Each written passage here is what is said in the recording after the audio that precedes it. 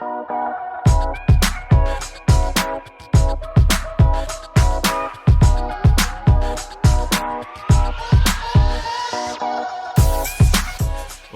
Well, it is good to be here. My name is Jonathan Reynolds. I am the CEO of Titus Talent. This is another episode of Talent Talks, a show hosted by Titus Talent Strategies. And it is an absolute privilege to have Bob Nigh, the talent guy, with us today. That's not what he calls himself, but I couldn't resist. And, Bob has had a number of opportunities to work with Sequoia companies. And so he's had some great experience there. We thought it'd be good to have him on the show today. So welcome, Bob Nigh, not the talent guy. Well, you are, but anyway, there you go. Well, it's good to have you here because you've had the opportunity to work with a lot of Sequoia-backed companies, often in the tech space. Mm-hmm. Upon arrival into a situation, you do some kind of an analysis, kind of what's going on with their talent, where are they trying to get to, how are they going to get there, where's the gap analysis, and I think classically, even just on a practical scale, as I invite a builder to come to my house and say, I want to build an extension over here. And I'm excited about what the outward is going to look like, the end thing. And you find suddenly the builder saying, well, you need an architect to look at your foundations. You need to make sure your foundations are right to see if you can even build on this area. And you're like, why do you care about that? Because the foundations are really important. How we build our lives, how we build our companies, and when we have a talent strategy is really important. What's going on the kind of the fundamental or foundational level. So when you go into an organization, are there things that you're looking for when it comes to talent strategy that's your go-to when you go in and assess talent strategy? Well, always we're going to start off with, hey, how have you been doing it? And, what's been your success? What has worked? There are some keys that it's only going to be successful if everybody buys into it. And that's everybody from the executives to the hiring managers to all the people in the company, because really they are all part of that talent team. Yeah. Whether it's through referrals, their part in the interview process, their part in greeting people at the front door, in marketing, building employment brand, all those kind of things, HR and culture. They all have a chip in the pot for recruiting. So, finding out how people are bought in, and that's a lot of education. And again, starting with getting alignment from your CEO. Mm-hmm. And I know from, working with Sequoia for over a decade now, that basically they will tell you that the most important thing for a company's success is hiring great people in a timely fashion. To the extent of that should be the CEO's number one part of their job where they're spending their time. So if we're not getting that and that sort of endorsement, then it's a challenge. So usually go in there, try and build through education, the buy-in from the different teams, implement those things where, again, candidate experience, employment brand, and then moving into the nuts and bolts, which is, you talk about building a house, that's your carpenters, right? Yeah. The interview process, the questions you ask, what is the job description? What are you trying to solve for? Because really everybody you hire, they're there to solve a problem, right? They're not there to match a list of specs of, keywords. They're there to solve a problem. So what's involved in that problem and what are the key parts of making that problem tough? And then you go out there and try and find people to solve those problems.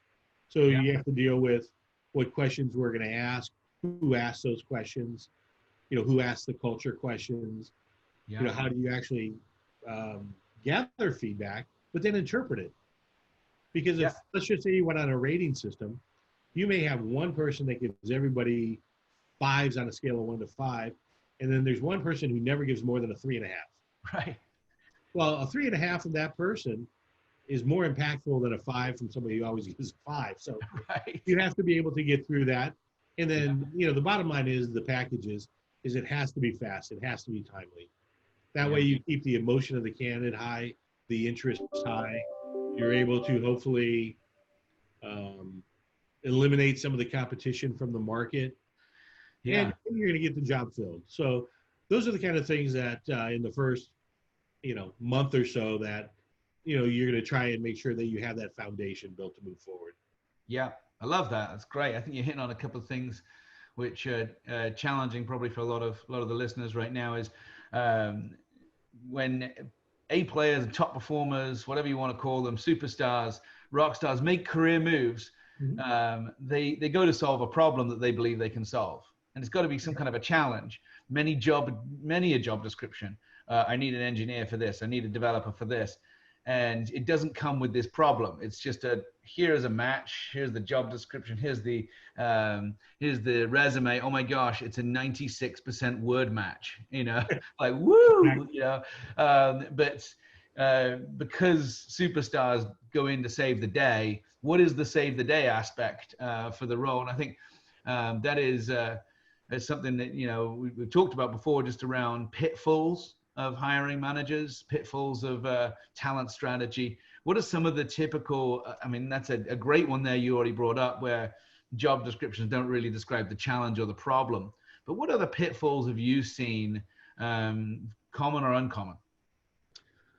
Well, there's a number of them, and it really depends on the department. But we can start off to a good transition from what we just spoke about, keywords versus solving problems, is when teams want to give tests to the people in interviews, whether it's a technical test, an exercise, or it could be for any sort of role. It could be going through a role play for somebody in sales, etc.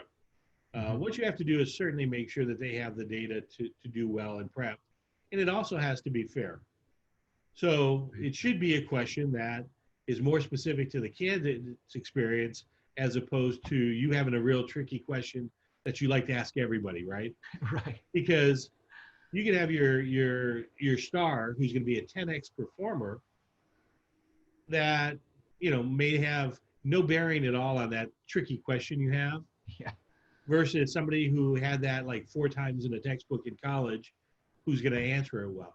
So you have to make sure that we're asking the appropriate questions to people, and specifically you want to make sure it's tailored around where they should have some expertise. And that would go for any department. So that would certainly be one of the things that's out there.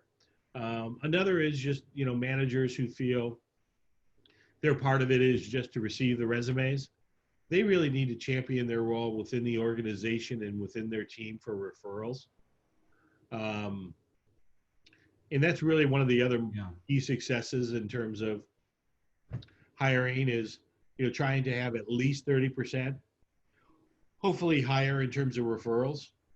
Because if you could build your funnel, say 30-40% with referrals and 30 to 40% with passive applicants, or passive from the standpoint of your recruiter is not sourcing them, right? So if you're able to build different channels into your funnel from universities, diversity-oriented sites, different things like that, then what you're going to do is you're going to increase your candidate pool tremendously. You're going to bring in much more diversity. And really, it's not going to tax your recruiting team to have to do, I have to source every single candidate, which does not scale. Totally. So, those are kind of things getting the manager's alignment in terms of they're really a partner in the success of filling a job. And once they make that corner, that switch turns on, then it's fun, because then you just fly and it's all about the wins, and candidates are having great experience, whether you hire them or not. Yeah. And that's where it gets to be fun. That's great. I love that. I love what you're talking about, just kind of this sense of kind of the marketing and the brand, just a little bit earlier. Because you have a marketing background. I mean, that's kind of like the channel you came in. Yep. How do you teach and train that for a hiring manager who's running 120% focus in their role, and then you come along and say, hey, if the CEO needs to spend X percent of their time in talent acquisition and employment brand and bringing, really focusing on the next generation of talent for the organization, well, what do you need to do as a department head or as a hiring leader? How do you get them to come on board with this whole concept of they need to own the job, as opposed to that's HR or talent acquisition or recruiting? How do you do that? What are some of the things that you've done in the past? Sorry. Right. No, that's fine. There's certainly, the key thing is making sure that they understand that the buy-in, as I mentioned earlier, your investors and your board, they will tell you that that's the most important thing to the company. And then having your execs and your CEO basically disperse that through to their teams. So you do need to have that support, so they're hearing it from more than one spot. Yeah. I had a great mentor earlier in my career who always used to say, constant iteration and reiteration of an alien thought upon a reluctant mind is the only way to get those things to happen, right? So they Yeah. need to hear it over and over. And then when they start to see the results, then they buy into it. And not only do they buy into it, they internalize it because of their part in it, and then it's their win. And once it's Yeah. their win, then it's, again, they're off and running. They're doing it and crushing it. Yeah, love it. That's cool. Oh, the other big one is now you're in the tech space. You've spent a lot of time in the tech space, loads of industries. Well, every industry probably. We said, will there be more technology in this industry or less in 10 years' time? I think we're all going to probably say more technology. There'll be easier ways of doing things and more efficient ways of doing things. What do you see some of the changing areas for talent acquisition leaders in the days ahead when it comes to talent strategy and technology? Well, there's a couple. Even before the COVID virus, there's really the big debate about remote workers, especially because a lot of the tech hubs, the cost of living just does not scale. Yeah. And the amount of talent in those pools just does not scale. So with the information now with COVID and companies already having to adapt, that's certainly going to change the landscape of talent acquisition, because you're going to have to be sourcing from, anywhere if you need to. And, there are going to be ways to do it, but it will have to be a key pillar in making it a success. The other is, I think what's going to happen is, yes, there's always going to be the really cool consumer stuff that everybody gets excited about because it's new and it's flashy, your Facebook, those kind of things. But I think what we're going to see is technology starting to be behind the non-technology companies. So, for instance, Amazon is a real retailer. Yep. Biggest company in the world, most valuable company in the world, key stockholders, the richest man in the world. Yeah. But it's all technology behind them. And I think you're going to start to see that over and over, whether it's for loans, Quicken Loans, Rocket Loans, which Rocket just went IPO in this last week. They'll come across as a loan company, but it's all technology. So I think technology is going to continue to grow, but it's going to be behind traditional industries where they can come in and through different technologies, basically optimize those business processes. Yeah. So again, you think of, your restaurant models with places like DoorDash and Grub delivering your meals. Yeah. Again, technology company, which will create jobs for people with all different skill levels between the drivers, the warehouse people, logistics. So I think technology is actually going to create many jobs outside of technology. Yeah. We can take a pause. Come on, get your hydration going. Oh, thank you. That is not a nice feeling.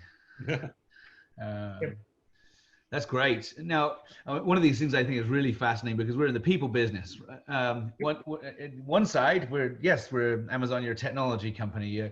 Rocket League, you're a technology company. That's what people are buying. But then there's the people in those organizations. They don't want to be a piece of data, right? They're people with all those things behind them. And if you can't automate relationship, you can't automate management, you can't automate intimacy in the sense of like relational intimacy, friendship, human connection, you can't automate that.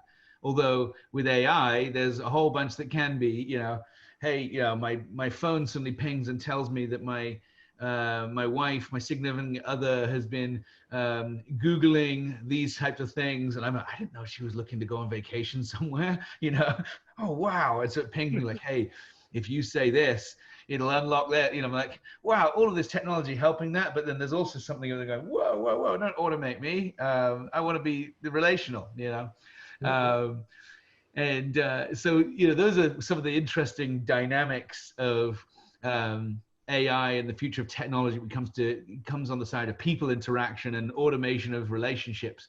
What is some of the downsides that you see? You've been in the talent strategy space. Are there any downsides of where we're going? Remote work, AI, technology-driven solutions. Are there any things that concern you that come up? Sorry, a bit of a...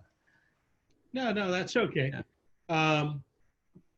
No matter what the technology is, you still need human interaction. Yeah. Right. So, there's the old saying in there. It's not the arrow, it's the Indian. Meaning, basically, it's the person operating the tool is where the success is going to come from. So, right. Whether we're talking AI and tools, et cetera, if somebody's able to know what those tools are and how to use them, yeah, is the human interaction part, which is the experience level coming in, because you'll find when you evaluate your hires that your top performers are going to be the people who didn't get the best scores usually, who don't check all the boxes off. Yeah. It's the other things. Yeah. So you can't hire directly off of scoring or AI or this recommendation. It's a great way to surface people and say, hey, I got to look at this one and I have to give it a certain attention. And hopefully it'll be able to tell you, where you want to focus that attention based on why it's scored the way that it's scored. But really, it's still going to be on somebody interpreting that data. And right. I think that's the basis really for really all of AI in any business. But it's certainly going to be that way for technology. Yeah. And the people that are going to do the best are the people that are, interactive, that can communicate well, that can collaborate well. And those are all the things that are going to be much more soft skills that are going to be hard to interpret from some tool-based, gathering of your footprint on the internet. So, right. Yep. Yeah, I think even just those moments of truth for people, all people everywhere, especially in the talent, in the recruitment space. If you knew that it was a bot that was recruiting you, it'd be like, whoa. If you knew that there was no the personal touch when it comes to a job offer, it needs to be a personal touch by the hiring manager saying, we're excited to have you. This is what we're rolling out here. It can't just be a click of a button. And even if a bot does it all, it's going to be cool. So I think, welcoming people into our organizations, the way we treat people, the way we value people as people, not as a number, not as a button pusher. So, yeah. Well, and the thing is the industry and the talent pool understands that.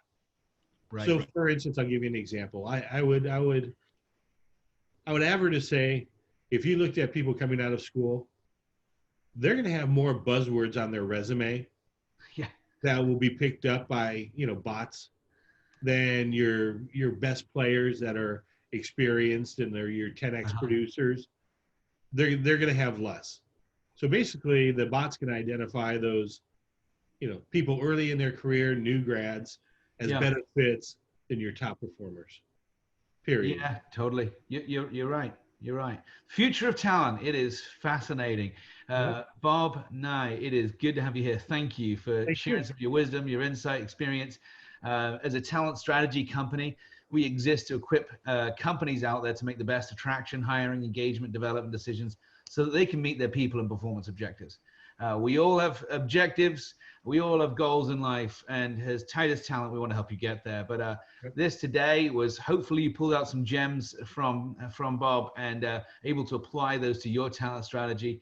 Feel free to reach out to Bob as well directly. You can find him on LinkedIn. Feel free to reach out to me, Jonathan Reynolds, and of course, any of the Titus Talent team who are 100% remote or mobile nationally. Here to serve. So thanks very much. Thanks, have a great week. Thanks, everyone. All righty.